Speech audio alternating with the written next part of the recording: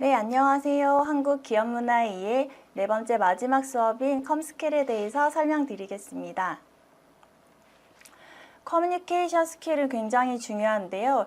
이 그림이 유명한 그림이에요. 이 그림을 한번 보시면 나무에 걸어서 타는 그네를 만들고자 하는 프로그램, 이 프로그램을 만드는 게 그네라고 가정을 한다면 고객과 프로젝트 매니저, 그리고 그 프로그램을 실제로 개발하는 사람, 그리고 컨설팅하는 사람, 각자 머릿속에는 그 그네에 대한 모습이 완전히 여기 나와 있는 그림처럼 다릅니다. 비개발자인 IT 컴퓨터 여러분이 요구사항을 전달한다면 개발자가 예상하는 것과 전혀 다른 그네를 설명할 수도 있게 된다는 얘기죠. 그래서 명확하게 소통을 해야 프로그램이 만들어진 결과에 당황하지 않을 수 있습니다. 그래서 앞으로 커뮤니케이션 스킬에 대해서 설명드리겠습니다. 한국은 보통 개발자가 모두 담당합니다. 요구사항부터 고객한테 무엇을 개발해야 되는 그 요구사항부터 들어서 거기에 맞게 설계를 하고 개발을 하고 자신이 개발한 걸 테스트하는 그런 문화를 가지고 있습니다. 분석, 설계, 산출물도 본인이 분석하고 설계하기 때문에 굳이 문서로 작성하지 않고 생략하거나 산출물 제출을 하는 시점, 그러니까 프로그램 개발이 완전히 끝나서 납품을 하는 그 시점에 그냥 호다닥 작성하는 그런 경우가 많습니다. 프로그램 정의하는 문서도 산출물로 낸다기보다는 프로젝트마다 상이하긴 하지만 오히려 개발이 끝나고 나서 해야 돼서 간단히 작성하는 경우가 많고요. 보통은 성격도 급하고 시간도 없기 때문에 바로 코딩하는 경우가 많다고 보시면 됩니다. 테스트는 단위 테스트까지는 개발자가 직접 수행을 하고 통합 테스트 단계가 되면 다른 테스터분들이 들어와서 별도로 수행하는 인력이 들어오고 고객 테스트를 하고 마치게 됩니다. 개발 시 이렇게 일본인과 한국인들이 프로세스와 문서의 차이가 있습니다. 일본은 90년대부터 프로세스를 명확히 정의하고 외주 개발자, 외국인 개발자들을 많이 활용을 한 개발을 했던 반면에 한국은 현재까지도 업무를 할당받은 개발자가 책임지고 개발과 테스트를 수행하는 그런 문화라고 볼 수 있습니다. 효과적으로 함께 일하기 위해서는 문서화와 커뮤니케이션 스킬이 필요합니다. 문서 작성이 중요하다는 얘기를 계속 하고 있는데요. 문서 작성이 왜 필요한지 설명을 드리겠습니다. 첫 번째, 내용이 복잡한 경우는 문서로 정의를 하면 말로 하는 것보다는 기억도 하기 쉽고 내용도 간결하게 정리가 됩니다. 두 번째, 대화로는 부적당할 때가 있어요. 뭔가를 요청을 하게 되거나 약속을 하게 될 때 대화로만은 조금 적당하지 않을 때 문서로 작성하는 것이 좋습니다. 또 명확한 표현이 필요할 때 문서로 작성하면 좋고요. 사무 처리에 증거 자료가 필요한 경우에도 문서를 작성해야 됩니다. 마지막으로 문서를 작성해 두면 그 문서가 폐기될 때까지는 일정 기간 보존이 되기 때문에 문서를 작성해서 업무를 하는 것이 좋습니다. 보고 스킬에 대해서 설명을 드리도록 하겠습니다. 저희가 보고를 해야 될 상황에서 보고하고 싶은 내용보다는 보고받는 사람이 듣고 싶은 내용을 좀 심사숙고해서 작성하는 것이 좋습니다. 내가 얘기하고 싶은 내용보다는 누가 보고를 받는지에 따라서 조금 더 내용을 정리할 필요가 있거든요. 그리고 감정과 예측보다는 직관과 수치에 기반을 둔 자료로 만들어야 됩니다. 특히 예산이나 비용 등의 항목은 수치적으로 접근을 해야 합니다.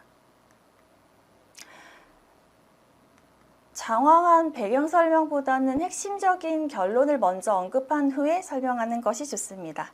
그리고 가장 중요한 것은 먼저, 빨리, 제때, 자주 하는 건데요. 묻기 전에 그거 되고 있어? 라고 묻기 전에 먼저 하고 기한을 정해놓고 진행하는 경우에는 업무의 위급성에 따라서 하루나 이틀 정도 빨리 보고를 하고요. 기한은 제때 지켜서 해야 되고요. 준비 기간이 예상보다 길어질 경우에는 자료를 작성하는 중간중간 자주 보고를 해야 합니다. 보고하는 연습을 한번 해볼게요. 시츄에이션, 이슈, 솔루션이라는 상황이 있는데요. 시츄에이션은 배경 상황에 대해서 설명을 하고요. 이슈는 주요 이슈를 설명합니다.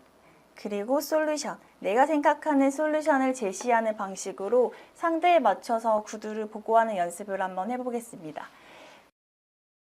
보고는 아까 얘기한 구두 보고가 가장 간단한 거였고요. 사실은 기획안 같은 보고가 있습니다. 기획안은 새로운 사업에 대한 여러 가지 대안을 제시하는 그런 보고입니다. 이런 보고는 가장 일반적인 형태의 보고고 한 페이지 정도 문서로 작성을 하는 경우가 일반적이고요. 파일은 워드로 하는 경우도 요즘은 생겼지만 대부분 파워포인트로 하는 경우가 많습니다. 다음 보고는 이슈 보고입니다. 이슈가 발생했을 때 그 이슈에 대해서 토의하기 위한 그런 보고입니다. 이슈는 검토해서 나올 수 있는 모든 대안을 미리 생각해서 작성을 해 놓는다면 뭔가 토의하는 시간을 절약을 할 수 있습니다. IT 회사에서는 운영을 하다 보면 장애가 나는 경우가 이제 많이 있는데요. 이제 그럴 때 장애를 발생한 이유에 대해서 내용이 많으면 좀 변명하거나 회피하는 느낌이 날 수 있습니다. 그래서 현재 장애로 인해서 안 좋아진 상황, 그리고 냉정하게 파악을 해서 또 해결하기 위한 그런 대안에 집중하는 보고서를 쓰는 것이 중요합니다. 중간 결과 보고입니다. 일을 진행하면서 진척 사항이나 아니면 결과, 끝난 그 결과를 보고하는 건데요. 보고를 잘하는 사람은 중간 보고를 잘 활용을 합니다. 중간 보고는 일의 성공이나 실패를 하는 데 있어서 제일 중요하다고 할 수 있어요.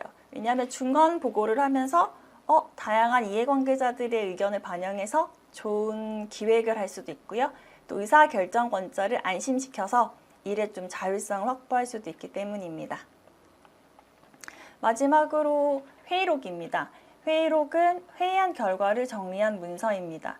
주요 논의 사항과 어떻게 결정됐는지 결정 사항을 기록합니다. 그 자체로서 중요한 의사결정 기록이 될 수도 있고 기획안을 만들기 위해서 어떤 과정에서 필요한 문서가 되기도 합니다. 업무를 하다 보면 처음에는 회의록을 작성할 일이 제일 많거든요. 팀의 막내가 주로 담당하는 게 회의록이어서 지겹게 회의록 쓰실 겁니다. 그런데 업무에 익숙해지면 중간 보고를 하는 일도 생기고요. 중간 보고를 또 하다 보면 정리해서 결과도 보고하게 되겠죠. 그리고 프로젝트 진행하다 보면 이슈가 생겨서 또 그 따로 이슈 보고도 해야 될 상황이 있을 거고요. 기획안 같은 경우에는 혼자서 하는 경우는 잘 없고 보통 선배들이나 팀장님과 함께 하는 일이 생길 수 있습니다. 회의에 대해서 알아보겠습니다. 회의는 여러 사람이 모이기 때문에 10분이라고 했을 때 제가 가지고 있는 10분이라고 생각하시면 안 돼요. 회의에 들어오시는 모든 사람들의 10분이 더하면 그 시간이 늘어나는 것처럼 10분 지각하는 거 굉장히 이미지 좋지 않습니다. 그래서 절대 늦게 시작하거나 회의를 하면서 뭔가 질질 끌어가지고 지연이 돼서 늦게 끝나는 일이 없도록 하는 것이 예의입니다. 회의록 작성 팁인데요. 제가 아주 애용하는 어플입니다. 클로바의 노트 기능을 활용을 하면 핸드폰에 앱을 깔아서 녹음을 켠 다음에 녹음을 하면 정리가 된 내용들을 볼 수 있는데요. 이걸 어떻게 사용하는지 한번 같이 보시죠.